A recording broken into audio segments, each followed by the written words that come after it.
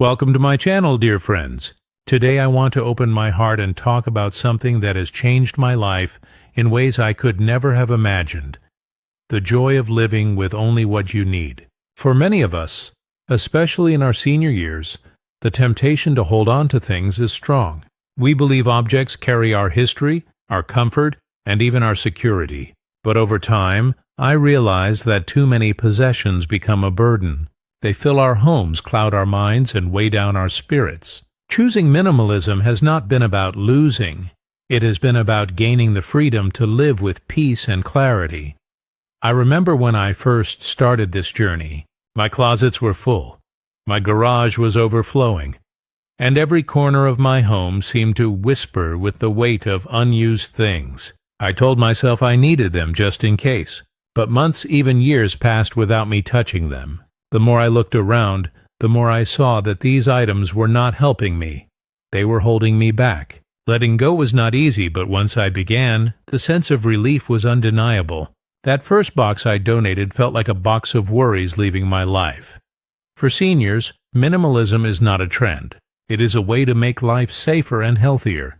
Too many belongings increase the risk of falls, accidents, and stress. A clear home is a safe home, especially as we age. I remember tripping over a small stool that I kept, just in case.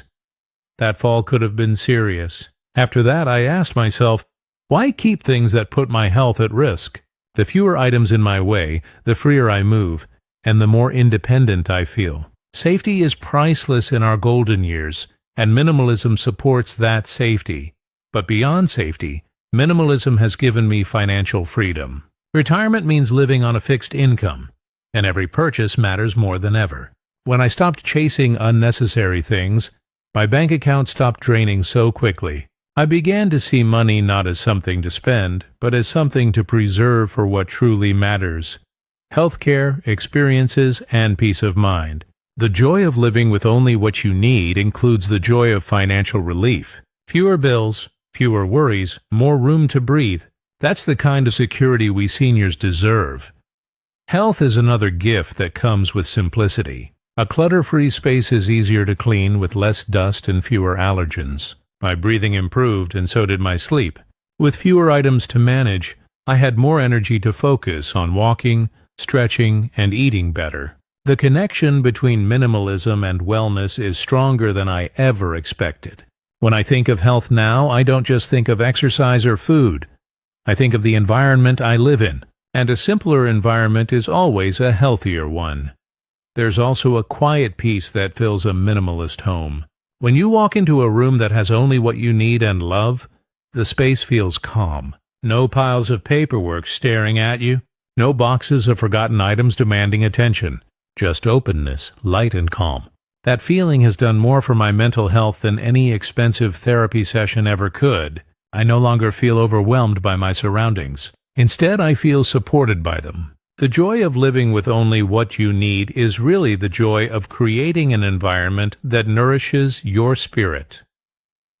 I often hear seniors say they cannot let go of items because they carry memories. I understand this deeply. I had boxes of photographs, letters, and souvenirs that I believed held the story of my life. But what I discovered is that memories live inside us, not inside things. I scanned the photos I wanted to keep, saved a few precious items, and let the rest go. The memories did not disappear. If anything, they grew sharper, because they were no longer buried under piles of objects. That realization set me free. Another beautiful gift of minimalism is time. I used to spend hours cleaning, dusting, rearranging, and repairing. Now with fewer items, cleaning takes minutes, not hours. Those extra hours are now spent walking with friends, calling family, reading, or simply sitting in the garden. Time is the one thing we cannot buy back, and yet clutter was stealing it from me every day. By living with only what I need, I gave myself the gift of time. And in our senior years, that is perhaps the greatest gift of all. The process of simplifying also taught me patience and gratitude. At first, letting go felt like a loss, but slowly I realized each release was a gain. Each drawer emptied was a space opened for peace. Each bag donated was a step toward gratitude for what remained. And gratitude has transformed my days. Instead of focusing on what I lack, I celebrate what I have. Minimalism showed me that abundance is not measured in things, but in appreciation. One lesson I treasure most is learning to value experiences over possessions. A fancy piece of furniture will not hug you back. A new gadget will not laugh with you. But a walk with your grandchild, a phone call with an old friend, or a cup of tea shared with a neighbor, that is wealth. By living with only what I need, I stopped wasting money and energy on objects and started investing in experiences. And the memories from those experiences are far richer than any possession.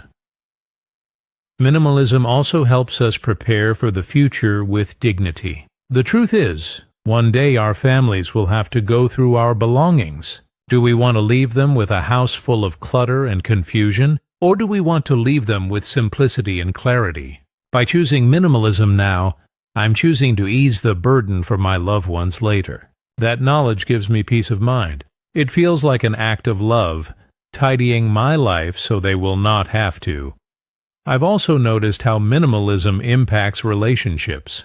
With fewer distractions, I spend more time connecting with the people who matter. Conversations flow more easily when the television isn't competing for attention. Meals feel more meaningful when the table isn't cluttered. Even visits from grandchildren are easier because they have space to play and I have energy to enjoy them. By simplifying my environment, I've enriched my relationships. And at this stage of life, that is everything. Spiritual growth is another surprising part of this journey. Living with only what you need teaches humility and mindfulness. It reminds you that life is not about possessions, but about presence. I feel closer to my faith and more connected to the world around me. There is a quiet holiness in simplicity, a sense that you are in harmony with life's natural rhythm. Instead of being pulled in 100 directions by things, I feel centered and grounded. That spiritual peace has become the deepest joy of all.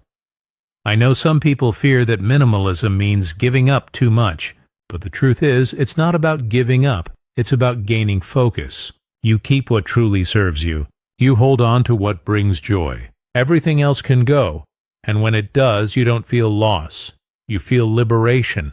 Minimalism doesn't shrink your life, it expands it. It gives you room to breathe, to think, and to live fully.